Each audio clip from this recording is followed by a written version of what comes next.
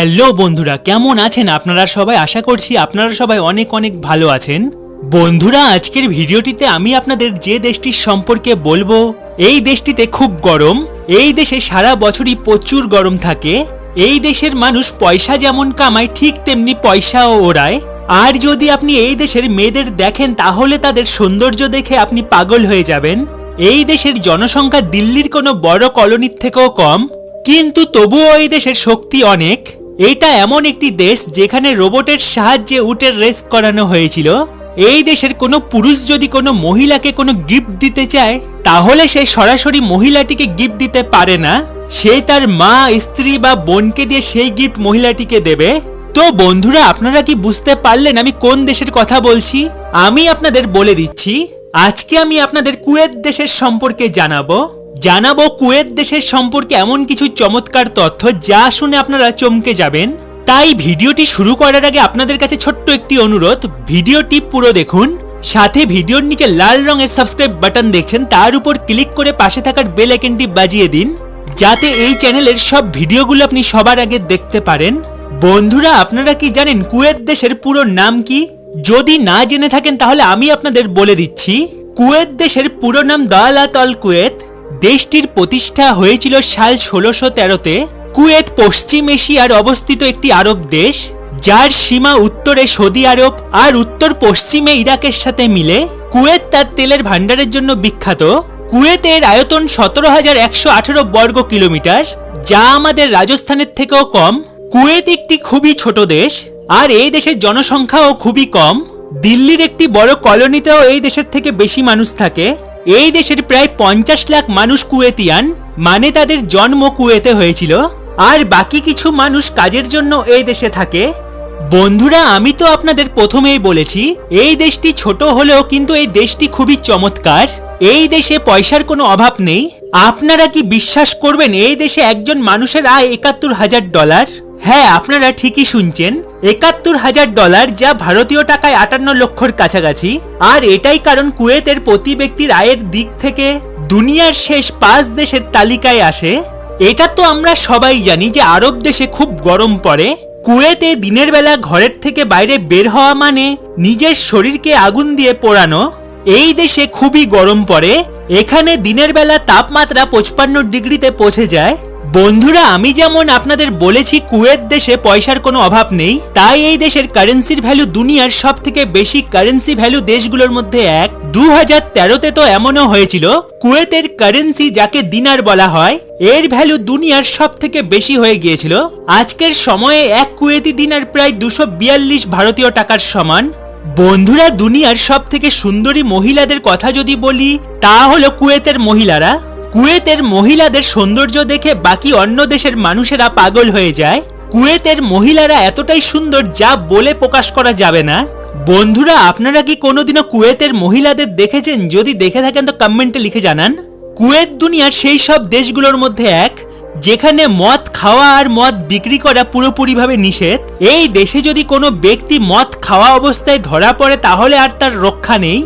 মদ খাওয়া মানুষের জন্য এই দেশে সারা জীবনের জন্য জেলের শাস্তি হয়। বন্ধুরা, আপনিও যদি কোনো সময় কুয়েতে যান তাহলে মদের নেশা আপনার দেশে রেখে আসবেন। যদি আমরা এই দেশের জনসংখ্যার কথা বলি তাহলে কুয়েতে প্রায় 50 লাখ জনসংখ্যা রয়েছে। এর মধ্যে অনেক মানুষ খুবই ধনী, যাদের নিজের নিজের কোম্পানি রয়েছে। কুয়েতে কারোর ঘর 4 বেডরুমের নিচে হয় না, সাথে অনেক মানুষের পার্সোনাল গার্ডেনও থাকে। আমাদের দেশের মতন না যে গার্ডেন আর পার্কে যাওয়ার জন্য 2 কিলোমিটার হেঁটে যেতে হবে। এখানকার মানুষের বাড়ির মধ্যেই বড় বড় গার্ডেন আর পার্ক রয়েছে।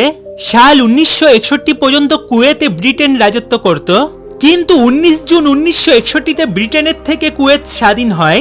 যখন ব্রিটেন কুয়েতের রাজত্ব করত সেই সময় কুয়েতের সব তেলের ভান্ডার থেকে হওয়া আয় ব্রিটিশরা রেখে দিত। বাকি অন্য দেশগুলো থেকে ব্রিটিশরা পয়সা লুটত। কুয়েতে খুবই কম বৃষ্টি হয়। এক বছরে কুয়েতে 2 থেকে 3 বার বৃষ্টি হয়। 365 দিনে মাত্র 38 ঘন্টা বৃষ্টি। এই জন্য কুয়েতে জলের অভাব। কুয়েত দেশে সব জায়গায় সমুদ্রের জল ফিল্টার করে ব্যবহার করা হয়। সমুদ্রের নোনা জলকে মেশিনের সাহায্যে সাধারণ জলে পরিণত করা হয়, তারপর সেই জলকে ব্যবহার করা হয়। আপনারা আর একটা কথা শুনলে চমকে যাবেন। কুয়েতে খাওয়ার জলের দাম খাওয়ার বানানো গ্যাসের দামের থেকেও বেশি। হ্যাঁ বন্ধুরা, এই জন্য বলা হয় কুয়েত দেশ থেকে যদি তেল চলে যায় তাহলে এই দেশের কাছে আর কিছু থাকবে না। কুয়েতের লোককে দুনিয়ার সব থেকে বেশি পারিবারিক মানা হয়। কুয়েতের মানুষেরা পরিবারের সাথে সময় কাটাতে খুব ভালোবাসে। এক সার্ভের দ্বারা জানা গিয়েছে কুয়েতের মানুষেরা তাদের খালি সময়ে পরিবারের মানুষের সাথে সময় কাটাতে খুব ভালোবাসে। কুয়েত এত ধনী আর উন্নত দেশ হওয়ার পরেও কুয়েতের মহিলাদের নিয়ে অনেক নিয়ম রয়েছে। এই জন্য কয়েক বছর লড়াই করার পর সাল 2005-এ কুয়েতের মহিলারা পূর্ণ রাজনীতির অধিকার পেয়েছে। কিন্তু আজ কুয়েতে মহিলাদের নিয়ে চিন্তা বদলেছে। বন্ধুরা, আপনারা কি কুয়েতের আল হামরা টাওয়ারের সম্পর্কে শুনেছেন? যদি না শুনে থাকেন তাহলে আমি আপনাদের বলে দিচ্ছি। এটা দুনিয়ার 34তম উঁচু বিল্ডিং। কুয়েত দেশে উচ্চতার দিকে এই বিল্ডিং সবার আগে। আর আপনারা এই বিল্ডিং দেখে বুঝতে পারবেন যে এটা কত বড় গগনচুম্বী। আপনি যদি এই দেশে কোনো সময় আসেন তাহলে এই জায়গার সামনে একটি সেলফি নিতে ভুলবেন না। দুনিয়ার বিভিন্ন দেশ থেকে আসা পর্যটকদের এই বিল্ডিং খুবই আকর্ষণ করে। কুয়েতে একটি শপিং মলও রয়েছে যার নাম এভিনিউ। এই শপিং মলটি এত বড় যে এখানে একসাথে কুয়েতের 30% জনসংখ্যা একসাথে শপিং করতে পারবে। আপনারা একবার ভাবুন এই শপিং মল তাহলে কত বড়, যে একটি দেশের টোটাল জনসংখ্যার 30% মানুষ একসাথে একই সময়ে একটি শপিং মলের ভেতর শপিং করতে পারে। দুনিয়ার মধ্যে যদি সব থেকে বেশি তেল এক্সপোর্ট করা দেশের কথা বলি তাহলে কুয়েত 6 নম্বরে রয়েছে। কুয়েতের একটি এরিয়া রয়েছে যার নাম বুরগান ফিল্ড, যেখানে এই দেশের সব থেকে বেশি তেল পাওয়া যায়।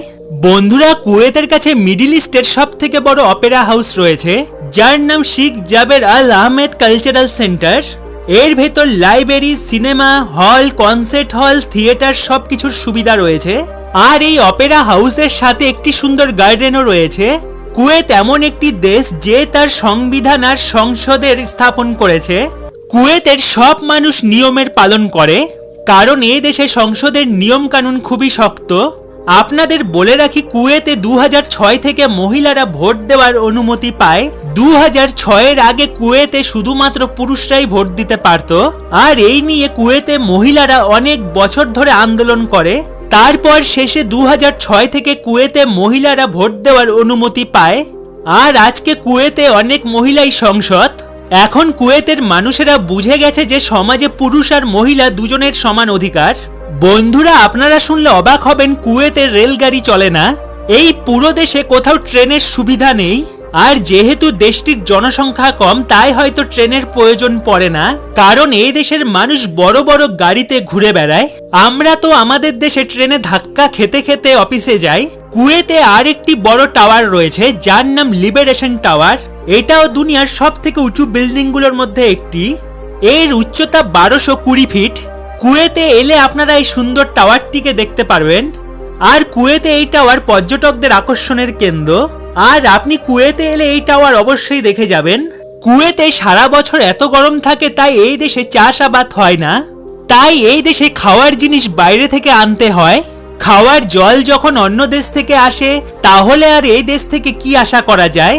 এই জন্য এই দেশে খাওয়ার জিনিসের খুব দাম। কুয়েতে শুধুমাত্র তেলেরই ভান্ডার রয়েছে, আর তেলের দাম সারা দুনিয়াতে তো অনেক বেশি। আর কুয়েতে যেহেতু সারা বছরই খুব গরম থাকে তাই এই দেশে গাছপালা দেখা যায় না। আপনারা বিশ্বাস করবেন না, পুরো দেশে জঙ্গল নামের কোনো জিনিস নেই। এই দেশে শুধুমাত্র মরুভূমি আর সমুদ্র। কুয়েতের রাজধানী কুয়েত সিটিতে সব থেকে বেশি মানুষ থাকে। 50 লক্ষ জনসংখ্যাওয়ালা দেশটির 30 লক্ষ মানুষ এই কুয়েত সিটিতেই থাকে। কুয়েত দেশে একটি মাত্র ইউনিভার্সিটি রয়েছে যার নাম কুয়েত ইউনিভার্সিটি।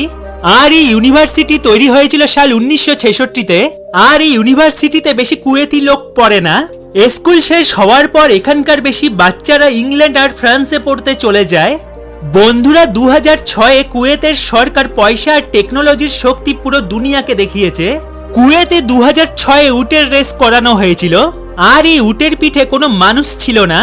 এখন আপনারা হয়তো ভাবছেন, উটের পিঠে যদি কোনো মানুষ না থাকে তাহলে উটকে কে দৌড় করাবে। আপনাদের বলে রাখি, এই উটের রেসে রোবটের সাহায্যে উটকে দৌড় করানো হয়েছে। মানুষের বদলে রোবট এই খেলায় অংশগ্রহণ নিয়েছে। এই রেসে রোবট উটের পিঠে বসেছিল আর এই রোবটই উটকে দৌড় করিয়েছে। বন্ধুরা, কুয়েতে দুনিয়ার সব থেকে বড় টায়ার ডাম্প এরিয়া রয়েছে। এই জায়গায় প্রায় 80 লক্ষ টায়ার পড়ে আছে। আর এই টায়ারের ডাম্পিং এরিয়াকে আপনি প্লেনের ভেতর থেকেও দেখতে পারবেন। আর বিজ্ঞানীরা এই টায়ার ডাম্পিং এরিয়ার ফটো স্পেস থেকেও নিয়েছে। এই থেকে আপনারা বুঝতে পারছেন যে এটা কত বড় জায়গা জুড়ে ছড়িয়ে আছে, শুধু টায়ারে টায়ার।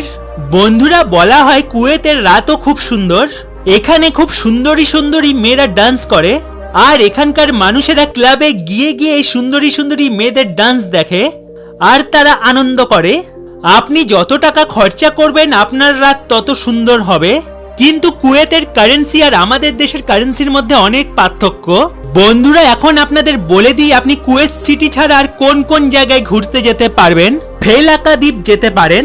এই দ্বীপ 12 কিলোমিটার লম্বা আর 6 কিলোমিটার চওড়া। এই দ্বীপ কুয়েত সিটি থেকে 20 কিলোমিটার দূরে উত্তর পূর্বে অবস্থিত। তো বন্ধুরা, কেমন লাগলো আপনাদের কুয়েত? আর আপনি কি কোনোদিনও কুয়েতে গিয়েছেন? যদি গিয়ে থাকেন তো কমেন্টে অবশ্যই জানাবেন। সাথে ভিডিওটিতে একটি লাইক করে দেবেন। আর এখনো যদি আমার চ্যানেলটি সাবস্ক্রাইব করে না থাকেন তো এখনই সাবস্ক্রাইব করে নিন, আর পাশে থাকা নোটিফিকেশন বেলটি বাজিয়ে দিন, যাতে এই চ্যানেলের সব ভিডিওগুলো আপনি সবার আগে দেখতে পারেন। ভালো থাকবেন বন্ধুরা, ফিরে আসবো আবার অন্য কোনো ভিডিও নিয়ে খুব তাড়াতাড়ি।